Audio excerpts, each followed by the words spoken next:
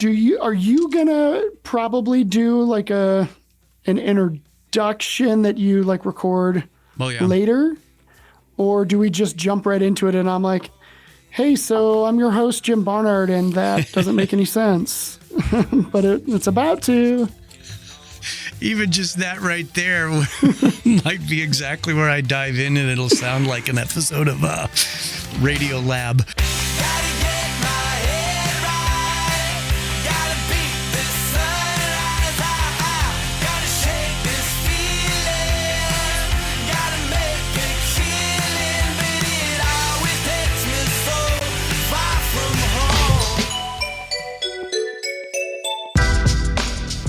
What is up? This is the Nook Podcast. My name is Steven, and I am beyond grateful to have you listening today. This podcast has one goal: to honor God in all that is said, no matter what the topic is, and to have real conversations with people in the midst of real life situations where faith is messy. Jesus never promised that following him would be easy, but he gave us assurance that he would be with us in the middle of it all.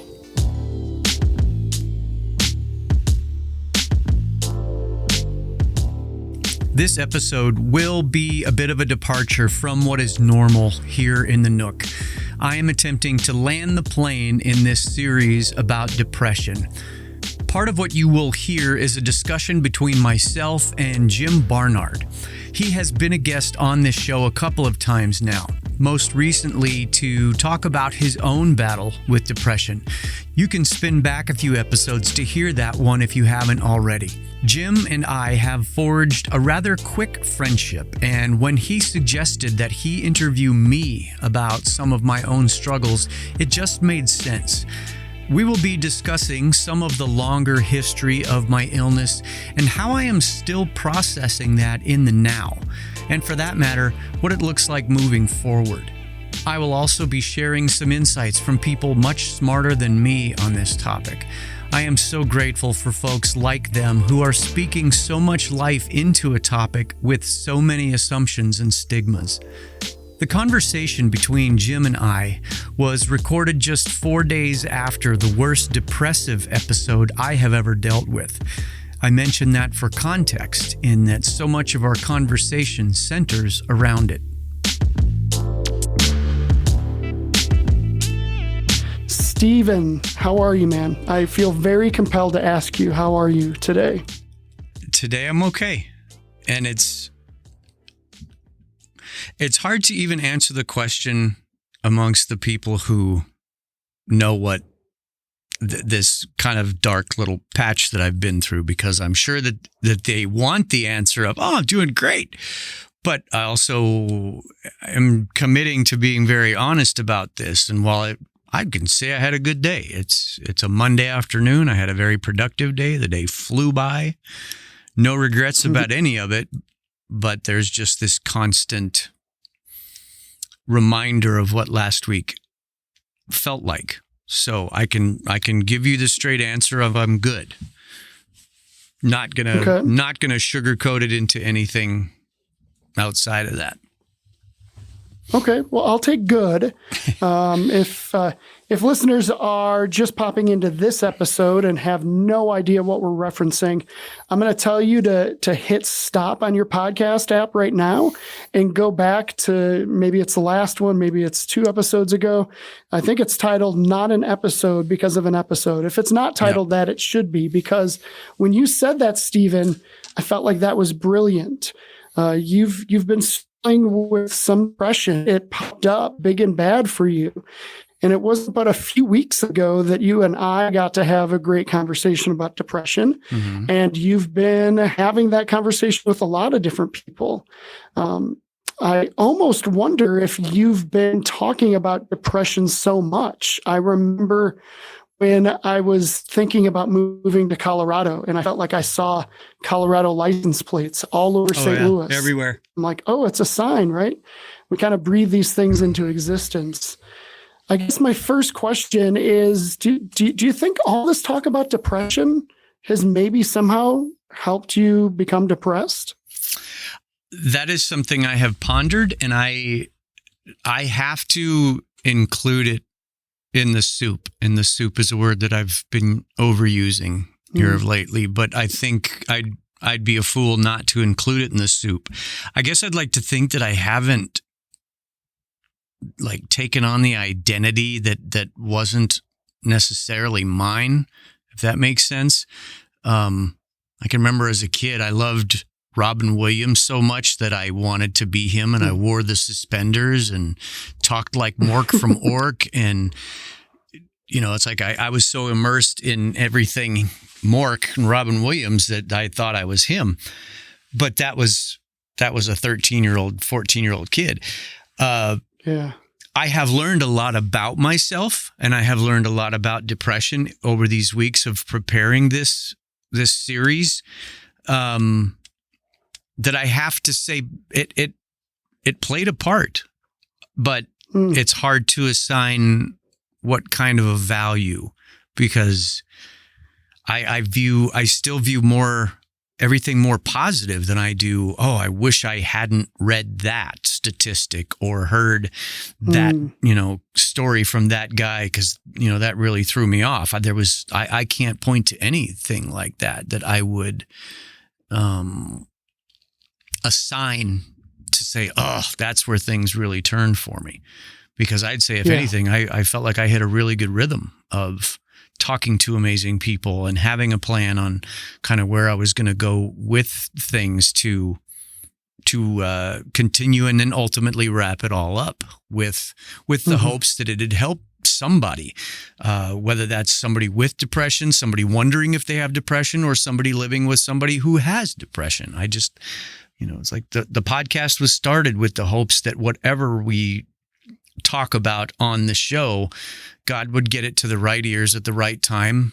And that's the way I've motored on. I've never had ideas for big numbers, or, I'm in no danger of putting Joe Rogan out of business. But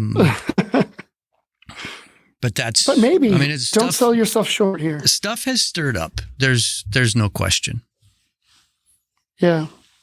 Well, I thought, and you sent me a preview episode yesterday so I could listen to it while I was mowing the lawn, and I was fighting back tears because I sadly could relate with everything you were saying. I've been in that spot where it's like, whoa, like, where did this come from? I was not expecting this. Like, why now? And it wasn't that long ago that I was back on the struggle bus, just a few weeks ago. And I'm happy to say that I'm doing significantly better right now. But I think one of the things that was interesting to me was that you said you felt it coming on for about a month. And I don't think any of us have a context or an understanding of, okay, I feel this coming on. How do I slow this down? How do I stop it? What response do I have? I guess that's what I want to ask you is, what response did you have if you felt it coming on, and what felt successful and what felt like a huge swing and a miss? That's easy to answer and tough to answer at the same time. I had mentioned to my counselor at least a month ago, and honestly, maybe even 6 weeks ago, that it just felt like the day-to-day, I wasn't as even keel. I was starting to see a lot more highs and lows as opposed to, bumps. And it's so hard to quantify, just like trying to explain the way that I felt last week. It's like it's all in there, but it's hard to, say I felt purple. But I said to my counselor, it's like, there's enough swings to this to where I think it's probably time that I should revisit things with my doctor. But it was happening at such a gradual level or gradual pace that I didn't have some hard, like, oh, I'm going to call today, I'm going to do this, and we're going to get answers by tomorrow kind of a thing. It just felt like you do when you get the low tire pressure indicator. It's like, I need to swing by a gas station here in the next few days and get that aired up. And it just, weeks went by and I hadn't. And so it's just really weird to go from the tire pressure low to, what felt more like major engine failure. And it's like, how in the world could it go that fast? Or I should, turn that fast, where Wednesday I felt fine or fine enough. And then Thursday, from the minute I woke up, it was just like, waking up in a weird world, in a weird dream that just didn't end. And do I regret not getting in touch with my doctor sooner? Absolutely. And no joke. I mean, as we speak, I remember that I got a message through my chart driving home today that I need to look at to find out what he can do for me in a short time. So this is all happening like we in should real almost time, pause folks. and get on that. Well, man, I really appreciate you sharing all this. And I definitely want to dig into this particular episode, as you call it. It's a great word. But I guess in dealing with my own depression, one of the things I've realized is how nonlinear this journey is. We would love to say like, okay, like, I'm real bad. I'm low right now, but like, I'm going to go straight up and this medication's going to fix it. And, I'm never going to drop again, but that's not real. We're going to face circumstances. We're going to have seasons where, we're going to struggle. So I guess I want to know, your full story of depression. I've gotten bits and pieces of it. I've been trying to listen to the podcast and learn as much about this thing that I struggle with, just as much as you do. But to understand your story, I think might be really helpful for me, for the listeners. So could you give it to us? Yeah, and that's one of the fun parts. Boy, and fun's a word I'll overuse word too, because it's it's anything but. I use humor to mask my pain. 3-4 years ago was really where things started to twist, maybe even as many as 5, in that I had the culprit at the time was working in churches, which I hope doesn't come off as some really sour grapes part of the soup, though. Yeah, sure. I had a couple of really bad experiences working in churches, and especially the last one, I walked away after 5 years and was so happy to be done with that. And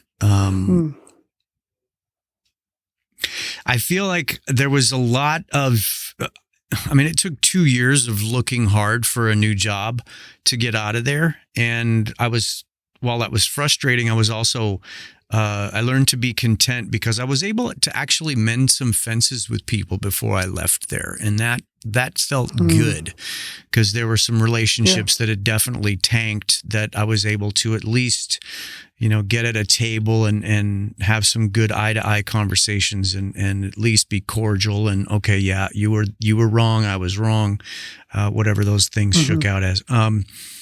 I so looked forward to having a job where I didn't have to do church. I could just go to church.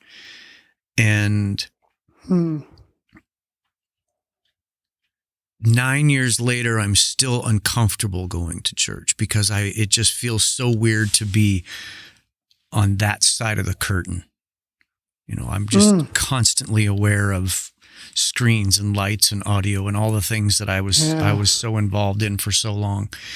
And so I was talking to a friend, and he called it ministry fatigue. And I thought, wow, that we didn't even have to peel that apart. Ministry fatigue made a whole lot of sense just in title. Mm-hmm. It's like having a name for something that, oh, yes. And I thought I could do a little bit of counseling and just get on the other side of it with that. And it was like getting into counseling and thinking, oh yeah, it's just this box about as big as you'd get at Costco and we can deal with that. But getting in and talking about stuff and realizing, wow, there's so much more to it than that. And I had become so withdrawn and so I was, for somebody who claims to live in an environment of grace and need God's grace, I was an absolute miser in how I gave it out.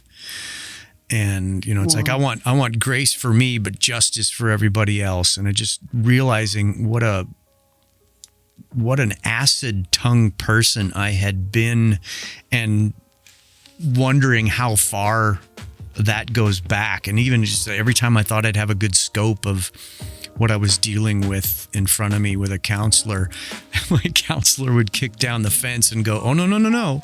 There's 40 more acres out here. And I would hate my counselor.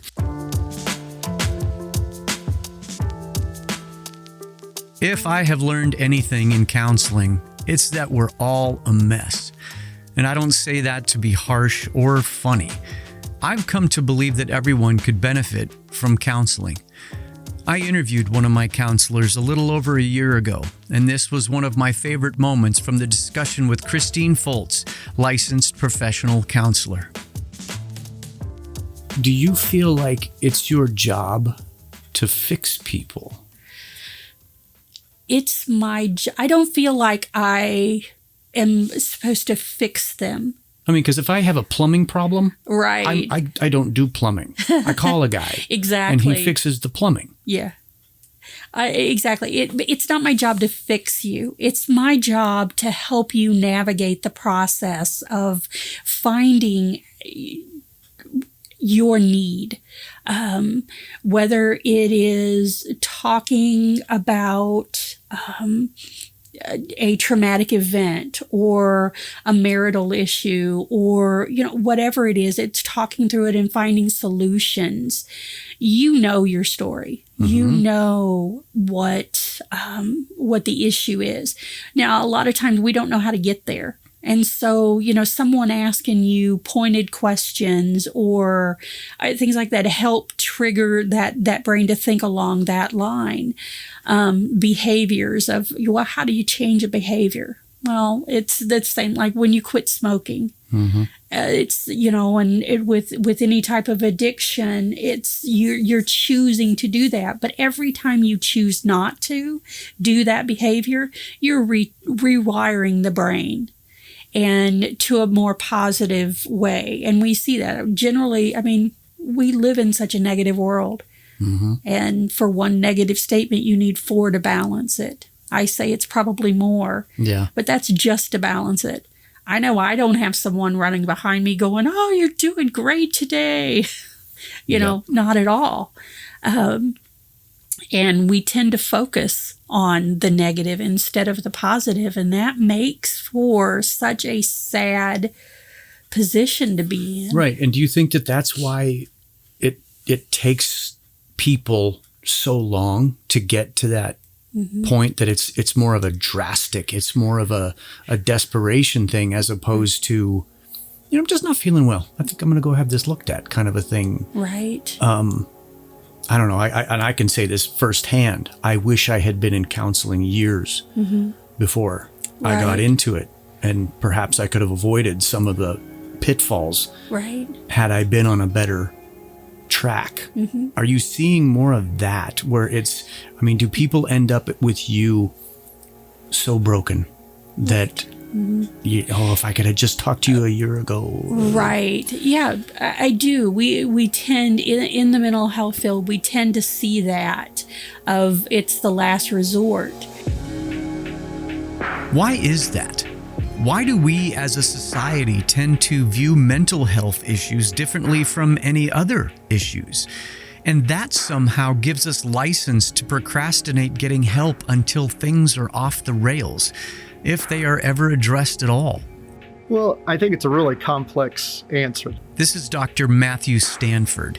He is the CEO of the Hope and Healing Center and Institute in Houston, Texas. To try to simplify it, though, is I think that we all have mental experiences, but not all of us have diabetic experiences.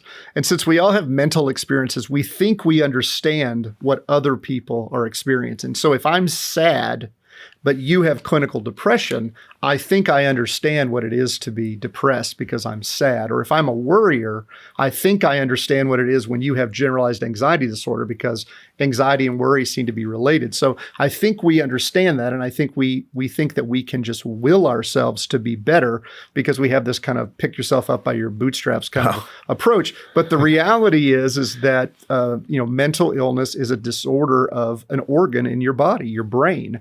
And the brain is the most complex, yet the most misunderstood or least understood of all the organs. I understand that there is still much to be learned about the various mental health issues. It's not like your doctor can send you in for an MRI and have it show that you are clinically depressed. But like any health issue, whether you have that ailment or not, the more that you choose to understand it, the better off you are in relating to someone who is dealing with it. I feel like putting this series together, the research, the listening to so many other people, reading articles, watching videos has been good for the show itself, but also cathartic for me in helping understand my own condition. And you hear an interview with somebody and it's one of those, gosh, I thought I was the only one that felt like that. Or hearing somebody kind of peel apart a part of their childhood and just like, oh my gosh, yes. Things just ping you like that. And it has even had me land on, it's like, who was I before my diagnosis and who have I been since? And just realizing how, I'm not a violent person, but I can turn on you in a heartbeat. And I'm not the one likely to walk up and punch you in the face, but I can slice you up with words. And I can go 0 to 60 in road rage when somebody cuts me off in traffic. And I know that I've been that way a good long time. And it's like, it's just becoming so incredibly clear to me, to the point where I even had a moment last week where it was like, I don't know what step it is, but I know a part of the 12-step program is when you're supposed to write letters to the people who you alienated or whatever, the relationships that you soured because of your addiction. And I start wondering, in what circles or what person, if my name were to come up, would it draw,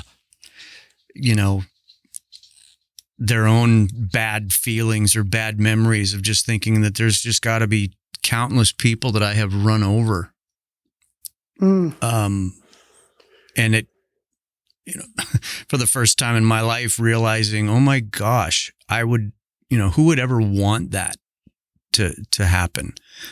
And I wouldn't even know where to begin. It's like, what am I going to do? Just start pulling out my high school yearbook and trying to move forward from there and say, oh gosh, I probably said something terrible to that guy or to her or to them, or, and it's like, I don't know how to make amends with that.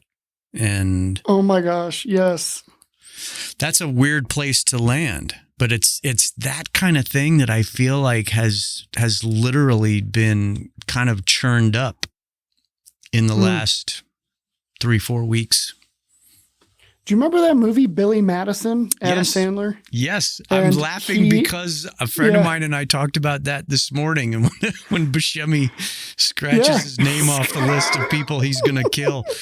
Oh, my gosh. And then he saves Billy's life at the end. It's so good. No It's so joke. good. That is exactly the kind of thing that has crossed my mind here of late. It's like, no, this isn't an addiction, but one thing, when my brother-in-law was on I forgot to ask him, do you think that is depression something you're born with? Is it in your DNA? So while I didn't have any real hardcore case of it as a younger person, there was just some latent version of it that was waiting for any series of things to bring it to life? Or is it more conditional? And it's just brought about by years of things, that becomes the soup that ultimately lands you in it. These are the kind of things... again, more of stuff that I've just started to wonder and ponder, and knowing that there's probably no real hardcore answer for that. Even from the most learned professional, it would probably still be just an opinion. I don't know. It's just had me really, really looking what I thought. Maybe I'll go back to my 30s. No, it kind of goes back to your 20s. No, we're into your teens. And even just thinking about stuff like, I grew up with this sweet little Midwestern mother who just didn't think that anything ever needed to be talked about. Stephen, we don't talk about that. We don't talk about that. Oh, no, Stephen, we don't say that. I wasn't allowed to say the word pregnant. I'm not even kidding. It's like, why? What? Why? No, Stephen, we say with child. Oh, I don't understand that. But, I also grew up, I was one of 19 grandchildren, and my mom was from a huge Catholic family, and I lost track of how many aunts, uncles, and cousins have been through drug and or alcohol rehab, some multiple times. And I was a teenage alcoholic, and the whole time I'm thinking, I'm not as bad as Uncle so-and-so. I'm not as bad as cousin so-and-so, because we didn't talk about it. Stephen, we just don't talk about that. So the long range is that there may very well have been signs early on that just were overlooked or not talked about, that again were manifested in my 50s. And that's a tough place to even ponder all by itself. Okay, I want to ask you about Selena, because she's continued on this journey, made several moves with you, and has experienced 3 years of depression. She's lived through the last week or more. How is your relationship with Selena? And how does she cope with all of this craziness? Because she's a partner in your ministry. Yeah, she is. It's got to affect her, right? Very much so. And in fact, because she worked in the medical field many moons ago, she's just got an eye for stuff, much the same way that I feel like I may have a better look at somebody who is right at the beginning of a drinking problem. I'm going to have an eye for it. Was like, be careful. Maybe I'll see it before somebody else does, because I've got a keener eye for the telltale signs. She's probably got you just said 3 years of depression. She's probably got a much different date in her head. I think she was suspicious of it long before I finally went in and spoke to my doctor about it. And I think she was even probably a little pissed that it took my counselor saying something about it for me to go more proactive, because she had been suggesting that I needed to talk to somebody about it there's no way to sugarcoat that either. She'd been suggesting it for years. I can't tell you how many, and it's not that I don't want to.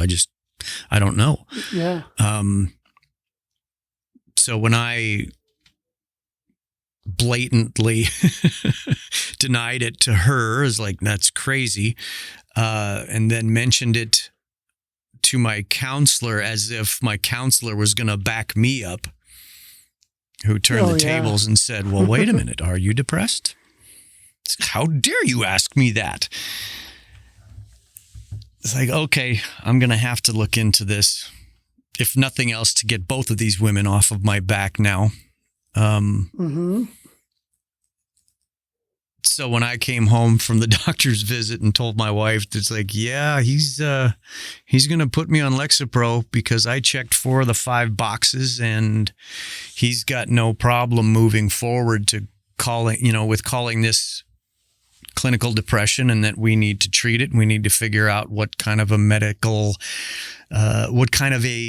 prescription regimen is going to get me on track and out of this funk and out of this brutal way of just drawing back and not being virtually non-communicative about so much stuff. And my wife was beyond patient and beyond encouraging, and I would say even beyond dishing out the tough love of like, dude, this is only going to get worse if you do not stay proactive with this. And the day that was so bad for me last week, I had only been able to tell her bits and pieces through my work day, and I had a chiropractor appointment that afternoon after work. So it wasn't until I was driving home that I got a much better chance to tell her. And even then, I was just waxing over it at the top because I didn't know how to explain what in the world I was feeling. And she finally said, well, What do you want? What do you want from me? And I said, I want you to stop asking me. And I had to quickly say, please understand, I know that's the worst thing that I could say right now, because she's the type that she wants to just keep peeling until we get to the core of what's going on. And she was incredibly respectful, but we talked a little bit more once I got home. And then last Friday night, no joke, we killed about 3 hours. I had a good day to kind of process stuff for myself, and she just knew how to ask the right questions. And it was an amazing thing to get to that long of a conversation after such a brutal 48 hours basically at that point, where she can, for that sweet woman to look me in the eyes and just say, I am your partner in this. And she's been my partner through how many times did I had to apologize? Babe, I'm sorry, this gig is not going to work out. What does that mean? I think we have to move to Charleston now. What? Little things like that. It just, baby, I'm so sorry. I am so sorry. I am so sorry. And have her just say, I'll go wherever you go.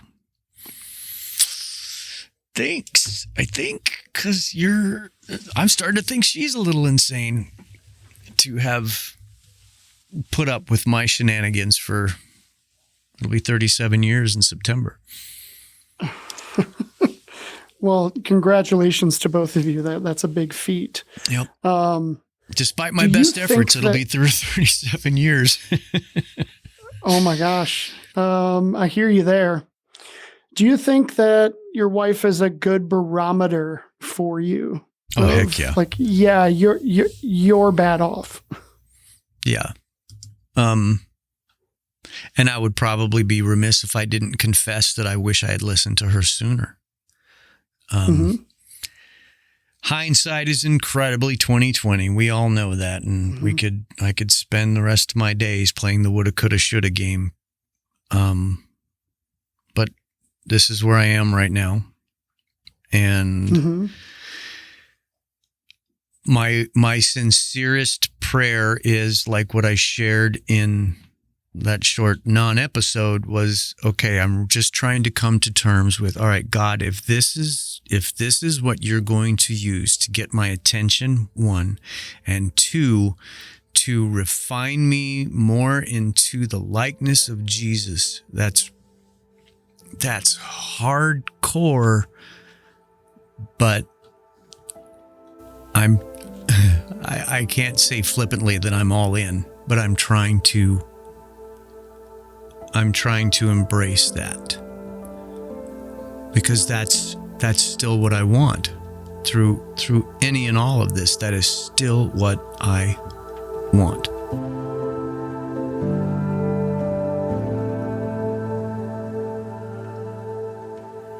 In 2 Corinthians, the Apostle Paul begs God to take away what he calls his thorn in the flesh. Whatever that thorn was, it was big enough for him to repeatedly ask God to remove it. Spoiler alert, God didn't do what Paul asked. He reminded him that his power works best in our weakness. And Paul finishes his thought by saying, "That is why I take pleasure in my weaknesses, and in the insults, hardships, persecutions, and troubles that I suffer for Christ.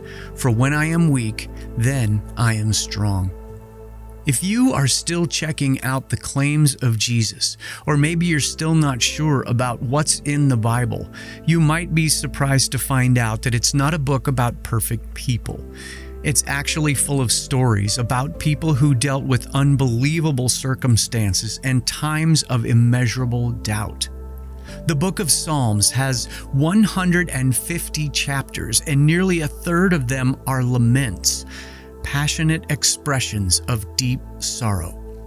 Psalm 22, 1 and 2 says, my God, why have you abandoned me? Why are you so far away when I groan for help? Every day I call to you, my God, but you do not answer. Every night I lift my voice, but find no relief." Psalm 25, 16 and 17 says, "Turn to me and have mercy, for I am alone and in deep distress. My problems go from bad to worse. Oh, save me from them all." Psalm 42, 5 says, "Why are you downcast, O my soul? And why are you in turmoil within me?" And in what may be the darkest of them all, Psalm 88, the author brings the deepest anguish before God. O Lord, the God who saves me, day and night I cry out before you. May my prayer come before you. Turn your ear to my cry.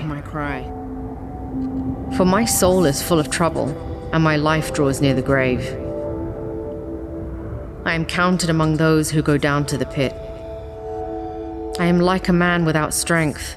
I am set apart with the dead, like the slain who lie in the grave, whom you remember no more, who are cut off from your care. You have put me in the lowest pit, in the darkest depths. Your wrath lies heavily upon me. You have overwhelmed me with all your waves. You have taken me, my closest friends, and have made me repulsive to them. I am confined and cannot escape. My eyes are dim with grief. I call to you, O Lord, every day. I spread out my hands to you. Do you show your wonders to the dead? Do those who are dead rise up and praise you? Is your love declared in the grave, your faithfulness in destruction?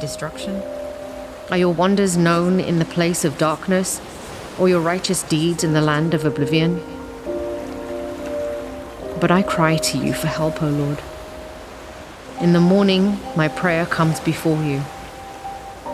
Why, O Lord, do you reject me and hide your face from me? From my youth I have been afflicted and close to death. I have suffered your terrors and am in despair. Your wrath has swept over me. Your terrors have destroyed me. All day long they surround me like a flood. They have completely engulfed me. You have taken my companions and loved ones from me. The darkness is my closest friend. You'd have to rebuild me from the ground up. From the ground up.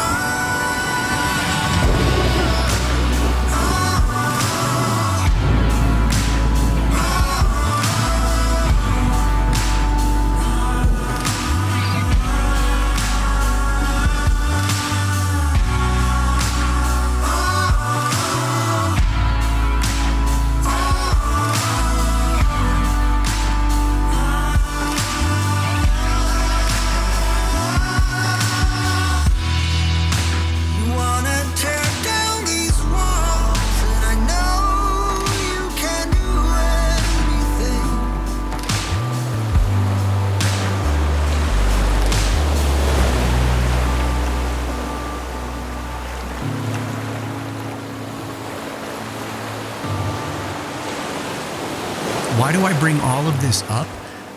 Because all of these words prove that God is big enough to handle all of my questions. He's compassionate enough to allow me to vent my frustrations and doubts. I've said it countless times in recent days, every question I have seems to spark 10 more. And while God doesn't answer each line item, He continues to remind me that no matter how high the waves come, He is with me in the middle of all of it. So how do I end a series of discussions about something as complex as depression? Perhaps the best answer is that I don't. This is very likely to come up again because it is very real and it is being experienced by thousands of people. And every time that it does come up for me or anyone else that I encounter, I will continue to lean into God with everything that I have. I'd like to thank each of my guests in this series. Each one of them brought such a unique perspective and a level of vulnerability that was a bit unexpected. These episodes have had a layer of difficulty that was incredibly challenging for me to get through at times. But I'd like to believe that anyone who has listened found something new to wrestle with or understand or even pray about. And thank you to my listeners. Your feedback and various forms of encouragement over the last few weeks mean more to me than I can tell you. If you know someone who you might think would benefit from any of these shows, please share a link and invite them into a conversation with you. You never know who might find some encouragement. Your ongoing support of this show is absolutely amazing. And I will see you here next time in the Nook. I'm trying my best to hold on. It's not easy, but I'm feeling stronger with you. And the days don't work out the way I thought they would. And before you, there was no one who understood. Sometimes I can't see. It feels like you're the one who saves me when I try, but don't succeed. Yeah, it feels like you're the one who saves me, the one who saves me.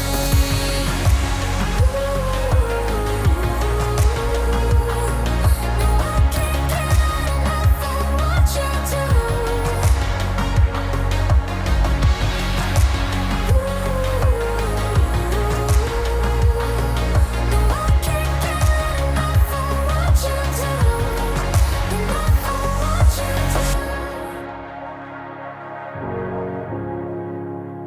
The Nook Podcast is a production of Sozo Digital Media.